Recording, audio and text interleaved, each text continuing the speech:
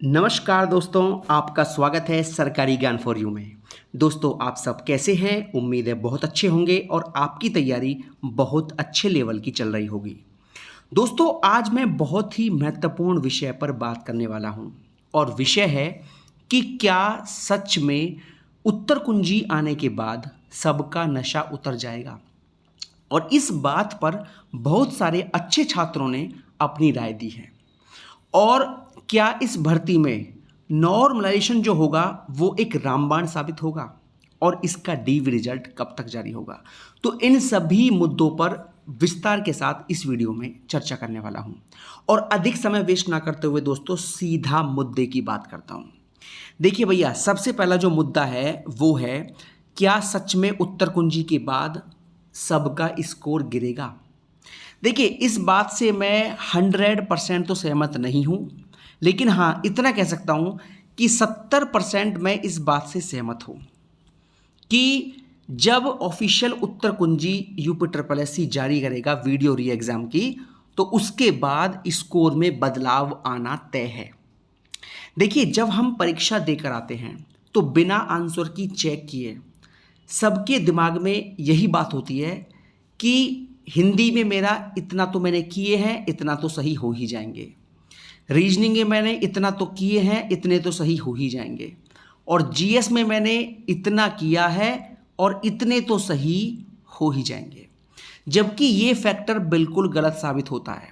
और ये फैक्टर मैं केवल पढ़ने वाले छात्रों की बात नहीं कर रहा, मैं सभी छात्रों की बात कर रहा हूँ, चाहे वो पढ़ने वाला हो या कम पढ़ने वाला हो, ज़्यादा पढ़ने वाला हो, मध्यम पढ़ने वाला हो, ये सभी छात्रों के साथ होता है। ठीक है ना। तो जब हम एग्ज़ाम देकर आते हैं एग्ज़ाम हॉल से, तो सबके दिमाग में केवल यही बात रहती है कि हमारा इतना तो हमने किया है, 150 में से हमने 135 किया है और भैया हमारा 115 या 120 तो सही हो ही जाएगा। ये फैक्टर हर छात्र के माइंड में होती है, चाहे वो कितना भी पढ़ने वाला क्यों ना हो। ठीक है, चाहे वो कम पढ़ने वाला हो। लेकिन एक्चुअल में ऐसा होता नहीं है और एक्चुअल में ऐसा बिल्कुल नहीं होता। ये तो मैं 100% श्योर हूं इस बात पर कि ऐसा बिल्कुल भी नहीं हो पाता। जितना हम माइंड में सोच के चलते हैं ना, आंसर के आने के बाद एकदम सारे अरमान ढीले हो जाते हैं और ये ऐसा होता ही होता है 100%। ठीक है, अब इस पर कुछ छात्रों ने अपने कमेंट भी दिए। दोस्तों, ये एक कमेंट है धनंजय सेंगर जी का। ये कहते हैं, भाई गणना सही नहीं है, ये 103 बन रहे हैं। ये बात इन्होंने किसी छात्र के द्वारा बताए गए नंबरों को लेकर बोली है। ठीक है, आगे इन्होंने कहा है, यहाँ से आपका पॉइंट है, उत्तर कुंजी के बाद 90 से 95 हो जाएंगे कन्फर्म। मुझे भी एक हफ्ते से लगता था कि मेरे 115 बिल्कुल सही हैं, क्योंकि मैंने सिर्फ डाउट वाले क्वेश्चन ही चेक किए थे। बाद में जब एक एक क्वेश्चन बारीकी से चेक किया तब पता चला कि कुछ क्वेश्चन ऐसे भी गलत हो गए जिनकी मैं कल्पना भी नहीं कर सकता था। सिली मिस्टेक्स हो ही जाती हैं। देखिए, ये केवल इनके साथ नहीं हुआ, ये पढ़ने वाले, ना पढ़ने वाले, कम पढ़ने वाले, ज़्यादा पढ़ने वाले, बहुत ज़्यादा पढ़ने वाले, हर लेवल के छात्र के साथ ये कंडीशन रहती है और खासकर 1/2 नेगेटिव मार्किंग वाली परीक्षा में। ठीक है, और ऐसा जो है बहुत सारे छात्रों के साथ हुआ है। कम से कम 4 या 5 क्वेश्चन या 6 क्वेश्चन तक भी सिली मिस्टेक्स छात्रों की हुई हैं। ठीक है, जिन प्रश्नों को उन्होंने घर आकर देखा तो उन्हें लगा, अरे ये तो बहुत ही आसान प्रश्न था, ये मैंने गलत कर दिया। तो 4, 5, 6 प्रश्न तक भी छात्र ऐसे हैं, प्रश्न ऐसे हैं जिन्होंने छात्रों ने इन प्रश्नों को गलत किया है, जबकि ये सही होने चाहिए थे। तो केवल ये 1-2 छात्रों के साथ नहीं हुआ, ये बहुत सारे छात्रों के साथ हुआ है जो पढ़ने वाले हैं। ठीक है, और देखिए एक कमेंट और भी है जो मैं आपको दिखा देता हूँ। उत्तर कुंजी आने दो, सबका नशा उतर जाएगा। जो बच्चे कमेंट पर 115 120 बता रही हैं, 100 105 पर आ जाएंगे कन्फर्म। देखिए, ये सभी छात्र जो हैं पढ़ने वाले हैं और इनका स्कोर भी ठीक ठाक होगा। हाँ, ये बात सही है, जिनका स्कोर अभी 215 220 है वो 200 तक आ जाएंगे। ठीक है, तो ऐसे बहुत सारे कमेंट किए हैं छात्रों ने। कम से कम मेरे कमेंट बॉक्स में 500 प्लस कमेंट हैं जो छात्रों ने किए हैं और इस भर्ती को लेकर हर छात्र का यही हाल है। ठीक है, और ये बात एकदम सत्य है कि जब इसकी ऑफिशियल उत्तर कुंजी जारी होगी और जब आप OMR सीट से एक एक प्रश्न को ढंग से बारीकी से चेक करेंगे तो उसमें आपकी काफ़ी मिस्टेक्स आपके सामने आएंगी। और ये एग्ज़ाम एक ऐसा एग्ज़ाम है, अगर आप 3 क्वेश्चन भी आपने अगर गलत किए तो 3 का मतलब हो गया आपका 6 नंबर तो आपके ये गए और प्लस 3 नंबर नेगेटिव के, यानी कि 3 प्रश्न अगर जिनको आप सही मानकर चल रहे हो लेकिन रिवाइज्ड आंसर की जारी होने के बाद आपने चेक किया ढंग से तो आपके सीधे 9 नंबर चले जाएंगे। ठीक है, 3 प्रश्न का दोस्तों मतलब है कि 9 नंबर आपके कम हो जाएंगे।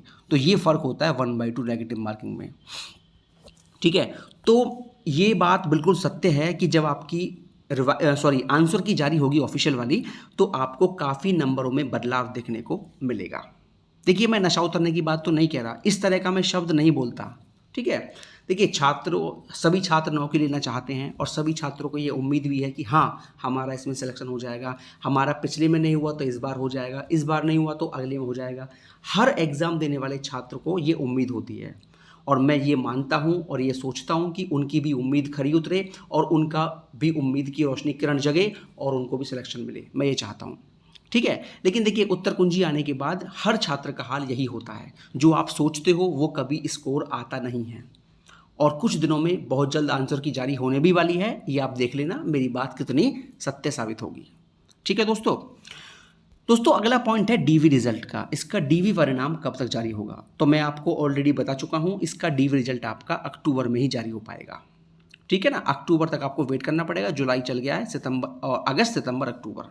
ठीक है, अक्टूबर में ही इसका जो है डीवी के लिए रिजल्ट UP SSC जारी कर देगा और उम्मीद है कि 2 गुना के आसपास छात्रों को डीवी के लिए क्वालिफाई कराएगा।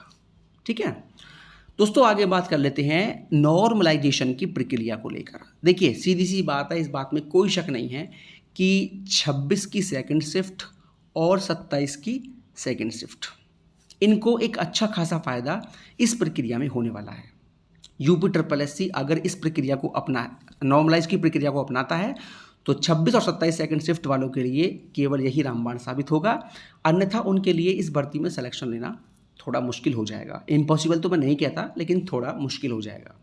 हाँ दोस्तों, आपको एक बात मैं और बता दूं कि जो 27 की पहली शिफ्ट है, ठीक है ना, ये भी अपने आप में थोड़ा कुछ कहती है, यानी कि ये भी अपने आप में आसान नहीं है। ठीक है, 26 सेकंड 27 सेकंड से अगर मैं बात करूं कि तीसरी हार्ड शिफ्ट कौन सी है तो वो 27 फर्स्ट वाली है। ठीक है, हो सकता है इन्हें भी कुछ नंबर का फ़ायदा हो जाए। बाकी देखिए, 26 की जो पहली शिफ्ट है उनको इस नॉर्मलाइजेशन की प्रक्रिया में कोई फ़ायदा मिलने वाला नहीं है। उनका स्कोर हो सकता है कम ही होगा, बढ़ने का तो मतलब है नहीं। ठीक है, और बाकी जो पूरा फ़ायदा मिलेगा 26 सेकंड और 27 सेकंड को मिलेगा और 27 फर्स्ट को भी कुछ नंबर का फ़ायदा मिल सकता है।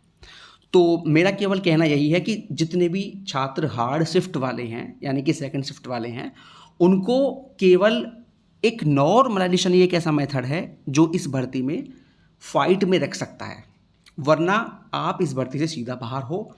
ये बात एकदम सत्य है। हाँ, जिन छात्र का स्कोर ऑलरेडी अच्छा बना हुआ है तो उनका सिलेक्शन तो हो जाएगा। बाकी देखिए, बाकी कुछ छात्रों को नुकसान ही होगा इस भर्ती में। ठीक है, और आपके लिए केवल रामबाण साबित होगा नॉर्मलाइजेशन, और कुछ नहीं होगा। ठीक है दोस्तों, उम्मीद करते हैं बहुत जल्द आपकी आंसर की जारी हो और इस भर्ती का रिजल्ट आपको अक्टूबर में देखने को मिल जाएगा। और आपने अगर सच्चे मन से मेहनत की हो तो आपका इसमें सिलेक्शन हो, मैं ऐसी कामना करता हूं। और इस प्रक्रिया को अपनाने के बाद सभी छात्रों के साथ न्याय होगा, ये बात भी सत्य है। ठीक है दोस्तों, तो दोस्तों ये हो गया आज का वीडियो, और किसी भर्ती को लेकर तो जानकारी मुझे मिलेगी, आपको सबसे पहले दे दी जाएगी। बहुत बहुत धन्यवाद दोस्तों। जय हिंद, जय भारत।